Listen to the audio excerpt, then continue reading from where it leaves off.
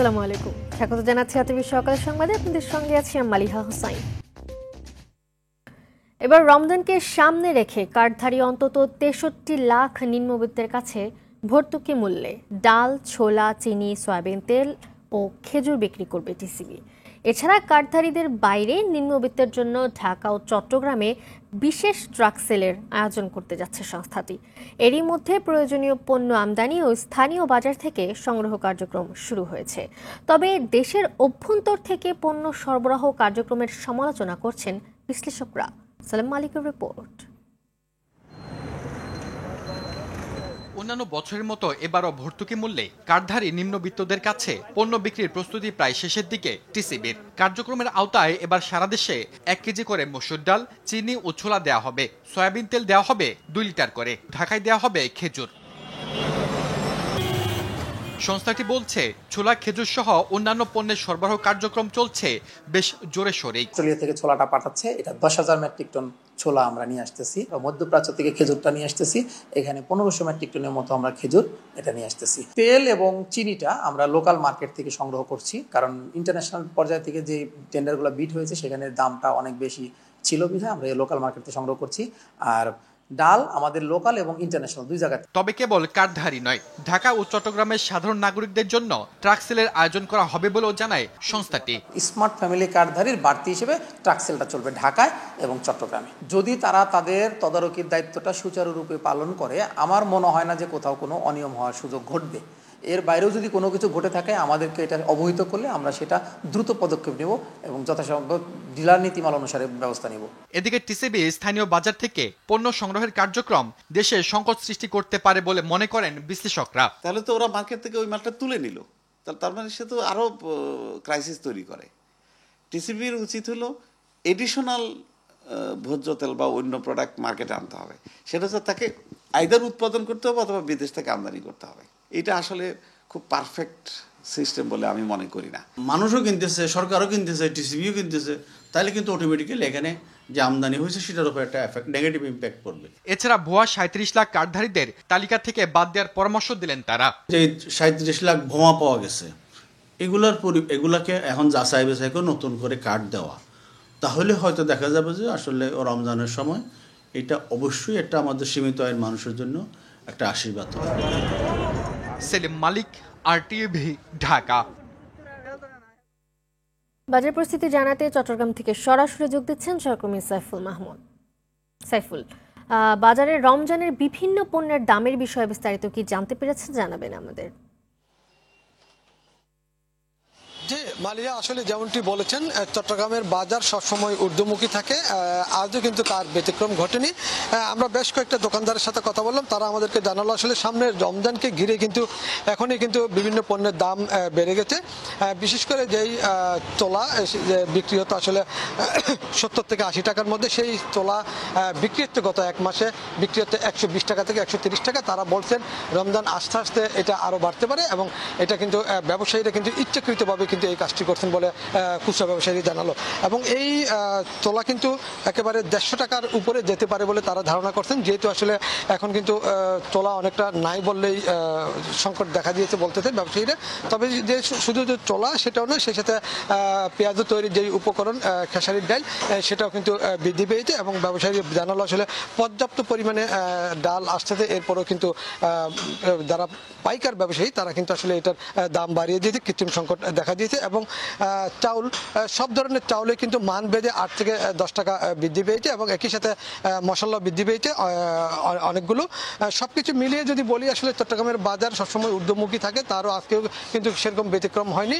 এবং একই সাথে সামনে রমজানকে ঘিরে ব্যবসায়ীরা কিন্তু এই যে বোতলজাত যে সয়াবিন তেল আছে সেটা কিন্তু বন্ধ করে দিয়েছে এবং কৃত্রিম সংকট বললেই চলে। অনেক দোকানদার বললো আসলে তারা তাদের চাহিদা মতো তেল পাচ্ছে না, আসলে তারা যে চাহিদা দিচ্ছে ডিলাররা ১ সপ্তাহ ২ সপ্তাহ পরে তাদের চাহিদার অর্ধেক কিংবা তারও কম তেল তাদেরকে সরবরাহ করতেছে। এবং দোকানদাররা জানালো, বিশেষ করে খুচরা দোকানদাররা জানালো আসলে পাইকার যারা আছে তারা কিন্তু এক ধরনের কৃত্রিম সংকট সৃষ্টি করে রেখেছে সামনে রমজানকে ঘিরে, এবং এই রমজান উপলক্ষে তারা যাতে তাদের আসলে মুনাফা করতে পারে সেই জন্য কিন্তু তারা এই কাজটি করে যেতেন। তবে যারা সাধারণ ক্রেতা আছে তারা জানালো আসলে এটা এখনই ব্যবস্থা নেওয়া উচিত, যেহেতু রমজানের কিন্তু আর এক মাসও নাই। এখন যদি ব্যবস্থা না নেওয়া হয় তাহলে কিন্তু পাইকার এবং খুচরা ব্যবসায়ী উভয়ই কিন্তু পণ্যের দাম আরো বৃদ্ধি করতে পারে বলে তারা ধারণা করছেন। তবে ভোক্তা সংরক্ষণ অধিদপ্তরের পক্ষ থেকে জানানো হয়েছে তারা কিন্তু প্রতিনিয়তই কিন্তু আসলে মনিটরিং করে যাচ্ছেন। তবে তারা এখনো মনিটরিং করবেন এবং রমজানে তাদের মনিটরিং কিন্তু আরো দ্বিগুণ করবেন বলে তারা জানালো। তবে সর্বোপরি বিশেষ করে রমজান কেন্দ্রিক যতগুলি পণ্য আছে সেগুলি কিন্তু দাম বৃদ্ধি পেয়েছে। এবং আমরা কথা বলেছিলাম চট্টগ্রাম বন্দর সচিবের সাথে, তিনি জানালো আসলে চট্টগ্রাম বন্দরে রমজান উপলক্ষে পর্যাপ্ত পরিমাণে পণ্য মজুদ রয়েছে এবং আরো কিছু পণ্য কিন্তু আসতে শুরু করেছে এবং বেশ কিছু জাহাজ পণ্য নিয়ে বেশ কিছু জাহাজ আউটার অপেক্ষা করছে পণ্য নিয়ে। সেই জাহাজগুলো অল্প কয়েকদিনের মধ্যে কিন্তু বন্দরে প্রবেশ করবে এবং সেখান থেকে কিন্তু ব্যবসায়ীরা পণ্য খালাস করবেন। তবে ব্যবসায়ীরা বিশেষ করে কয়েকজন ব্যবসায়ী জানালো আসলে পর্যাপ্ত পরিমাণে পণ্য আছে, এরপরে সংকট হবে না। তবে যারা খুচরা দোকানদার তারা জানালো আসলে এখনই ব্যবসায়ীরা কিন্তু সংকট তৈরি করে ফেলেছেন এবং রমজানকে ঘিরে আরো সংকট তৈরি হতে পারে বলে তারা ধারণা করছেন। মালিয়া বাজার পরিস্থিতি নিয়ে এটাই ছিল আমার কাছে এই মুহূর্তে সর্বশেষ তথ্য। ধন্যবাদ আপনাকে। লালমনিরহাটে মৌসুমের শুরুতে সার বীজের চড়া দাম ও সংকট থাকলেও আগাম আলু চাষে ফলন ভালো হয়েছে। তবে ন্যায্য দাম না পাওয়ায় হতাশ জেলার চাষিরা। এদিকে চাহিদার তুলনায় উৎপাদন বেশি হওয়ায় এমন পরিস্থিতি বলছেন কৃষি বিপণন কর্মকর্তা। লালমনিরহাট থেকে মিজানুর রহমান মিজানের পাঠানো প্রতিবেদন, জানাচ্ছেন সৈয়দা সামিয়া তামান্না। গেল বছর ভালো দাম পাওয়ায় লালমনিরহাটে ১,৩৫১ হেক্টর জমিতে আলু চাষ বৃদ্ধি পেয়েছে। তার মধ্যে আগাম জাতের আলু চাষ হয়েছে ১০ হেক্টর জমিতে। তবে চলতি বছর ভালো ফলন হলেও বাজারে দাম পাচ্ছেন না আলু চাষিরা। পাইকারি বাজারে আলু ৩০ থেকে ৩৫ টাকা দরে বিক্রি হলেও এখন তা কমে ১১ থেকে ১২ টাকায় দাঁড়িয়েছে। এতে লোকসানের মুখে পড়েছেন চাষিরা। বিঘা প্রতি ৪০ থেকে ৪৫ হাজার টাকা খরচ হলেও উৎপাদন খরচের অর্ধেক টাকা পাচ্ছেন না চাষিরা। ফলে দাম না পাওয়ার পেছনে বাজার সিন্ডিকেটকে দায়ী করছেন তারা। ফলন তো ভালো হয়েছে কিন্তু আলুর দাম নেই, দাম না থাকার কারণে হতাশ। ইউরিয়া সার, ফসফেট, পটাশ সবগুলোর সার বেশি দাম, কিন্তু আলুর দাম উপস্থিত কম। আলুর ফলন ভালো কিন্তু আলুর বাজার নেই। সরকার যদি বাইরের দেশে ইনপুট করে তাহলে হয়তো আশা করা যায় দেশের কৃষকের জন্য একটু উপকার হবে। সরকারের রেটটা তখনই প্রযোজ্য হইতো যখন দেখা গেছে যে কৃষক মাঠ পর্যায় থেকে যখন একটা রেট ঠিক করে দেবে সরকার, তখন আমরা মনে করবো যে সরকারের এটা বৈধতা এবং নিয়ম শৃঙ্খলার মধ্যেই পড়ে আর কি এটা। এদিকে দাম না পাওয়ায় চাহিদার তুলনায় আলু উৎপাদনকে দায়ী করে আলু দিয়ে বিভিন্ন খাদ্য সামগ্রী তৈরির পরামর্শ দিয়েছেন কৃষি বিপণন কর্মকর্তা। চিপস এবং বিভিন্ন ধরনের খাদ্য সামগ্রী, যেমন আপনার সিঙ্গারা থেকে শুরু করে আলুর মিষ্টি, আলুর পরোটা, বিভিন্ন রকম আইটেম কিন্তু তৈরি করা যায়। কৃষক যদি এইভাবে আলুটাকে ব্যবহার করতে পারে বা যারা উদ্যোক্তা রয়েছেন তারা যদি আলু নিয়ে কাজ করতে আগ্রহী হয় তবেই আলুর দাম কৃষকরা পাবে না। বাজার নিয়ন্ত্রণের মাধ্যমে সিন্ডিকেট ভেঙে আলুর ন্যায্য দাম নির্ধারণ করবে সরকার, এমনটাই দাবি চাষিদের। সৈয়দা সামিয়া তামান্না, RTV। শুরাই নিজাম জুবায়ের অনুসারীদের তত্ত্বাবধানে বিশ্ব ইজতেমার প্রথম পর্বের দ্বিতীয় ধাপ চলছে। আগামীকাল আখেরি মোনাজাত অনুষ্ঠিত হবে। এই পর্বে টাঙ্গাইল, মানিকগঞ্জ, সিরাজগঞ্জ, মেহেরপুর, নরসিংদী, জামালপুর সহ ২২টি জেলার সাথীরা অংশ নিয়েছে। এছাড়া ৭২টি দেশের ৩,২৫৬ জন বিদেশি মুসল্লি অংশ নিয়েছে। আশা করা হচ্ছে আখেরি মোনাজাতে কয়েক লাখ মুসল্লি অংশ নেবেন। গাজীপুর মেট্রোপলিটন পুলিশের পক্ষ থেকে জানানো হয়েছে, আখেরি মোনাজাতের দ্বিতীয় পর্বে ট্রাফিক বিভাগের পক্ষ থেকে নজরদারি রাখা হয়েছে।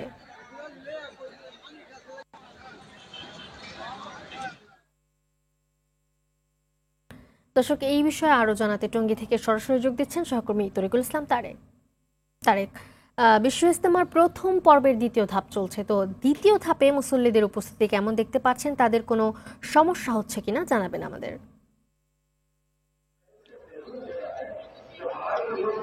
মালিয়া, আপনি জানেন যে এই যে ইজতেমার যে কার্যক্রম চলমান রয়েছে এটি কিন্তু এইবারই প্রথম 3 ধাপে ইজতেমা কার্যক্রম হচ্ছে এবং শুরায়ে নিজামের যে জুবায়ের অনুসারী যারা রয়েছে তারা কিন্তু প্রথম 2 ধাপে কিন্তু তাদের কার্যক্রম পরিচালনা করছে এবং আগামী 14 তারিখে কিন্তু আরেকটি ইজতেমা অনুষ্ঠিত হবে, সেটা হচ্ছে মাওলানা সাদের যে অনুসারী তারা।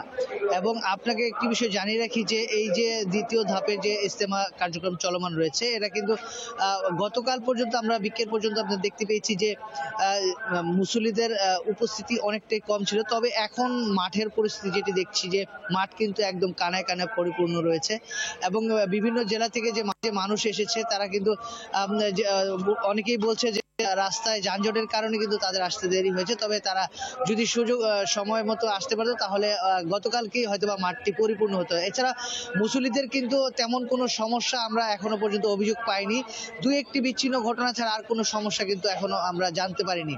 তবে প্রশাসন কিন্তু বলছে যে আইন শৃঙ্খলা পরিস্থিতি এখনো স্বাভাবিক রয়েছে এবং তারা সকলেই আশা করছে যে খুব সুন্দরভাবে এবং সুষ্ঠুভাবে কিন্তু এই ইজতেমাটি সম্পন্ন হবে বলে জানিয়েছেন তারা। তো এই ছিল আমার কাছে সর্বশেষ তথ্য। মালিয়া, ধন্যবাদ আপনাকে।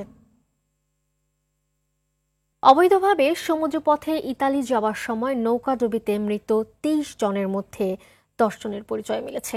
তাদের বাড়ি মাদারীপুরের রাজৈর উপজেলায়। মামা ভাগ্নে সহ নিহতের পরিবারে চলছে শোকের মাতম। এ ঘটনায় জড়িত দালালদের দৃষ্টান্তমূলক শাস্তির দাবি জানিয়েছেন স্বজন ও এলাকাবাসী।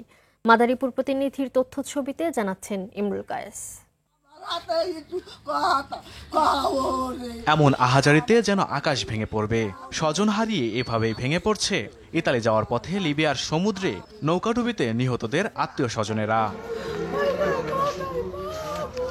সচ্ছলতা ফেরাতে অবৈধভাবে সমুদ্রপথে ইতালি পাড়ে জমাতে গিয়ে একসঙ্গে মৃত্যু হয় একই উপজেলার 10 যুবকের।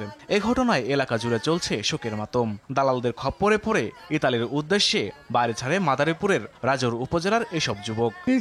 কি হবে, আমার ছেলে খুঁজকে বাই করে যেভাবে আছে এইভাবে বাইর করে দেব। আমার ছেলে মেয়ে নইয়া আমার 3 জন নইয়া কাইয়া বাচ্চি রে। স্বজনরা জানায় গত 24 জানুয়ারি লিবিয়া থেকে নৌকায় যাত্রা করে ভূমধ্য সাগরে নৌকাডুবিতে প্রাণ হারায় রাজৌর উপজেলার আবুল বাশার, টিটু হাওলাদার, ইনসান শেখ, সজীব মোল্লা, রাজীব, সাগর বিশ্বাস, আশিস কীর্তনিয়া, সাগর বারে ও অনুপ সর্দার। ভিটামাটি বিক্রি করে ও চড়া সুদে টাকা ধার এনে দালালদের হাতে লাখ লাখ টাকা তুলে দিলেও শেষ রক্ষা হলো না এই যুবকদের। এ ঘটনায় হরিদাসদি গ্রামের স্বপন মাতুব্বর, মজুমদারকান্দি গ্রামের মনির হাওলাদার ও ফরিদপুরের ভাঙ্গা উপজেলার রফিক দালালকে দায়ী করে কঠোর শাস্তি দাবি করছে স্বজন ও এলাকাবাসী। সন্ধ্যাকালে আমরা মাগরিবের নামাজ শুরু করছি, সেই সময় মোবাইল করছে বা ছবিও পাঠাইছে, কি হারা মারা গেছে এই যে হ্যাঁ ছবি দেখেন। আমার প্রথম দালাল হলো স্বপন, এনেছে 14 লাখ, আর দ্বিতীয় দালাল হচ্ছে মনির, আরও দিছি 14 লাখ। সুদে আনগা এই টাকা পুরা তারে দিছি, এখন আমরা সর্বশান্ত। দালালদের বিরুদ্ধে আইনগত ব্যবস্থা গ্রহণ ও নিহতদের মরদেহ দেশে ফিরিয়ে আনতে পদক্ষেপ নেওয়ার আশ্বাস দেন প্রশাসনের এই কর্মকর্তা। প্রতি সপ্তাহে 2-3টা মামলা হয় মানব পাচারের। কোর্ট থেকে আসে, কোনোটা আসে এফআইআর হিসেবে ট্রিট করার জন্য, কোনোটা আসে অনুসন্ধান করে প্রতিবেদন দেওয়ার জন্য। ওদের লাশ আনার ক্ষেত্রে আমাদের যত সুবিধা দেওয়া লাগে সেটা আমরা দিব। ইমরুল কায়েস, RTV। দেশে প্রতি বছর প্রায় 1.5 লাখ মানুষ নতুন করে ক্যান্সারে আক্রান্ত হন। এর মধ্যে সবচেয়ে বেশি স্তন, কণ্ঠনালী এবং ফুসফুস ক্যান্সার। বিশেষজ্ঞ চিকিৎসকরা বলছেন ক্যান্সার মানেই মৃত্যু নয়, প্রয়োজন সঠিক সময়ে রোগ নির্ণয় ও সচেতনতা। রফিকুল ইসলামের রিপোর্ট, ছবি তুলেছেন নাজমুল হোসেন সাইমন। কুমিল্লার হোমনার বাসিন্দা মোহাম্মদ হাদিস মিয়া গেল 1 বছর ধরে ফুসফুসে ক্যান্সার আক্রান্ত হয়ে চিকিৎসা নিচ্ছেন জাতীয় ক্যান্সার গবেষণা ইনস্টিটিউট ও হাসপাতালে। নিয়মিত চিকিৎসা নিয়ে অনেকটা সুস্থ তিনি। প্রথম বুঝতে পারি নাই, তারপর নিঃশ্বাস নিতে কষ্ট হয়, তখনই ডাক্তার দেখাইছি। আমাকে এখানে পাঠাইলো, আর রেফার করছে প্রাইভেট থেকে। শ্বাসকষ্টটা একটু কমছে, কিন্তু আপনার ওই গলায় যে আইসা থাকে, বমির ব্যাগ হয়, খাওয়া দাওয়া চলে না, এই সমস্যাটা রয়ে গেছে। 55 বছর বয়সী রোকসানা পারভিনের ওভারি ক্যান্সার ধরা পড়েছে গেল 5 মাস হলো। রোগ শনাক্ত হওয়ার পর থেকেই নিয়মিত চিকিৎসা নিচ্ছেন তিনি। খুব শীঘ্রই সম্পূর্ণ সুস্থ হয়ে উঠবেন এমন প্রত্যাশা তার। কিছু অসুবিধা হয় না, কিছু বুঝতে পারিনি। তারপরে খালি বমি খেতে পারি না। রাজশাহী থেকে আমাকে এখানে পার করে দিছে। এখানে 7:30 এসে আমি ভর্তি হলাম, হওয়ার পরে চিকিৎসা শুরু। এখন বর্তমান অনেক ভালো আছি। এক গবেষণায় উঠে এসেছে দেশে প্রতি লাখে ক্যান্সার আক্রান্ত 106 জন। নতুন করে প্রতি বছর 1,53,000 জন ক্যান্সারে আক্রান্ত হচ্ছেন। আর মোট মৃত্যুর 12% জন্য দায়ী এই রোগ। পুরুষরা বেশি আক্রান্ত হচ্ছেন কণ্ঠনালীতে এবং নারীরা আক্রান্ত হচ্ছেন স্তন ক্যান্সারে। ক্যান্সার হলে মৃত্যু হবে কথাটা এখনো সঠিক না। ক্যান্সার যদি সূচনায় ধরা যায় তাহলে অনেক ক্যান্সারের চিকিৎসা করে নিরাময় করা সম্ভব। যেসব ক্যান্সারগুলো অ্যাডভান্স স্টেজে ধরা পড়ে, যে ক্যান্সারগুলো ছড়ায় যায়, সেগুলো আমাদের জন্য কষ্টকর, চিকিৎসা করে সুস্থ করা যায় না। তাদের কিন্তু তারপরেও চিকিৎসা করলে জীবন মান বাড়তে পারে, হয়তো নিরাময় হবে না, কিন্তু সেই ক্যান্সার নিয়ে অনেকদিন বেঁচে থাকতে পারে। বিশেষজ্ঞরা বলছেন ধূমপান পরিহার, স্বাস্থ্যকর খাবার গ্রহণ ও নিয়মিত স্বাস্থ্য পরীক্ষা করলে অনেকাংশে ক্যান্সার প্রতিরোধ করা সম্ভব। তার জন্য প্রয়োজন সচেতনতা বৃদ্ধি। সব ক্যান্সারের জন্য তো আমরা আসলে সঠিক চিকিৎসা এখনো সঠিক বলবো যে চিকিৎসা বের হয় নাই।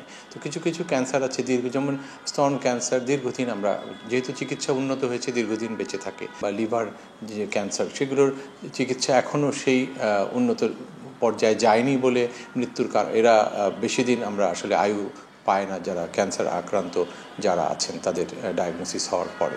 রাষ্ট্রীয়ভাবে সচেতনতা বৃদ্ধির উদ্যোগ যথেষ্ট নয় বলেও মনে করেন এই বিশেষজ্ঞ। আমরা এই সচেতনতার ব্যাপারটাতে আমরা আসলে পিছিয়ে আছি। রফিকুল ইসলাম, RTV, ঢাকা।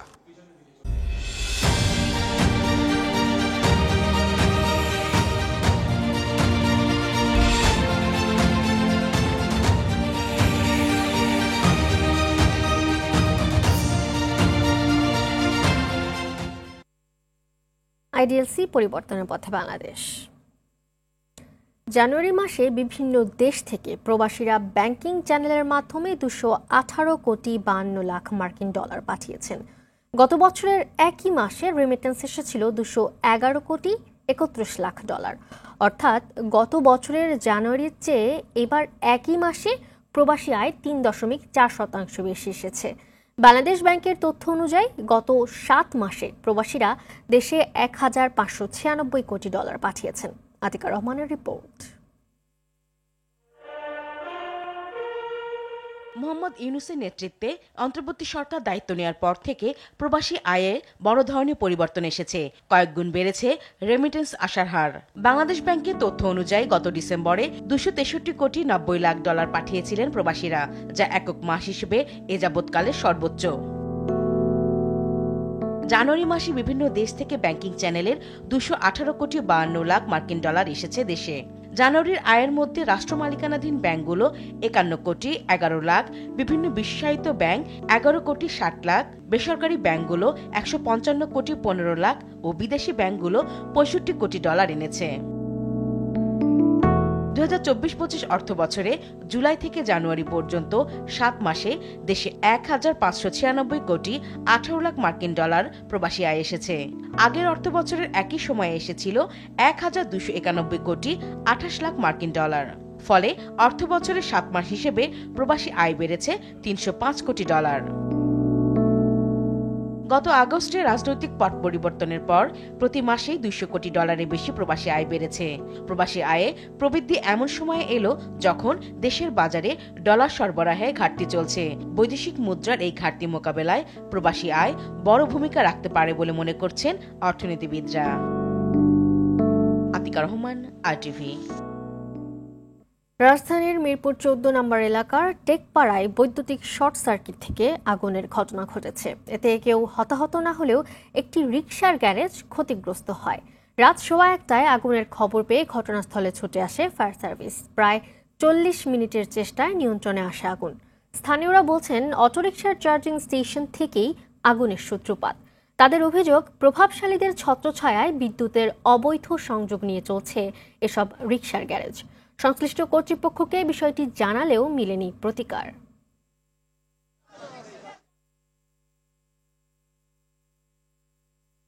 রাজধানীর শেওড়াপাড়ায় একটি আবাসিক হোটেলে সংঘবদ্ধ ধর্ষণের অভিযোগ করেন এক নারী। এই ঘটনায় কাফরুল থানায় মামলা করেছেন তিনি। স্থানীয়রা অভিযোগ করেন, প্রভাবশালীদের ছত্রছায়ায় অবাধে হোটেলটিতে চলছিল অবৈধ কার্যকলাপ। বিষয়টি নিয়ে আগে থেকে অবগত থাকলেও পুলিশ অভিযানে গিয়ে এ বিষয়ে কোনো তথ্য দেয়নি। জাকারিয়া খানের রিপোর্ট, জানাচ্ছেন এআর বাদল। তারপর যখন রাত বেশি হয়েছে তখনই ওর সাথে আর কি এই আচরণটা হয়েছে। ও বলছে মানে অনেক লোকজন ওর সাথে ধর্ষণ করছে আর কি। বলছে যদি ও বাইরে তুলেছিল বলে ওরা বলে চুলে দিয়ে আবে তুমি দিছে। আবাসিক হোটেলে তার বান্ধবীকে ধর্ষণের অভিযোগ করেন এই নারী। তিনি বলেন ১০-১২ জনের একটি দল কৌশলে আবাসিক হোটেলে নিয়ে এমন অপরাধ ঘটিয়েছে। ১০-১২ জন আরো আছে, মানে ও চিনে না, ঠিক আছে, চিনে না। রাত ভরি ওর সাথে গণদর্শন আর ছাগল হচ্ছে বলে ওই যে গেট তালা মারছিল, ওকে রিসিভ করছে, এমনকি গেট তালা মারছে। এই ঘটনায় রাজধানীর কাফরুল থানায় মামলা হলে মধ্যরাতেই শেওড়াপাড়ার আবাসিক হোটেলটিতে অভিযানে যায় পুলিশ। তালা ভেঙে আটক করা হয় হোটেলটির এক কর্মীকে। ভবন মালিকের কক্ষ থেকে জব্দ করা হয় বিদেশি মদ ও ফেন্সিডিল। ভবনের ৫ম তলায় বারবার চেষ্টা করেও দরজা ভাঙতে ব্যর্থ হয় ফায়ার সার্ভিস ও পুলিশ সদস্যরা। অভিযানের আগের রাতেও হোটেলটিতে এসেছিল পুলিশ। প্রশ্ন করলে মুখ খোলেনি ঢাকা মহানগর পুলিশের মিরপুর জোনের সহকারী পুলিশ কমিশনার মাহমুদুল হোসাইন। আপনার তো কথা যেটা বলার আছে ওটা তো আমরা বলে দিচ্ছি না আপনার। এআর বাদল, RTV, ঢাকা। আন্তর্জাতিক প্রসঙ্গ। আফ্রিকার দেশ সুদানে সরকার সমর্থিত সেনাবাহিনী ও বিদ্রোহীদের সংঘর্ষে কমপক্ষে ৬৫ জন নিহত হয়েছে, আহত হয়েছে ১৩০ জন।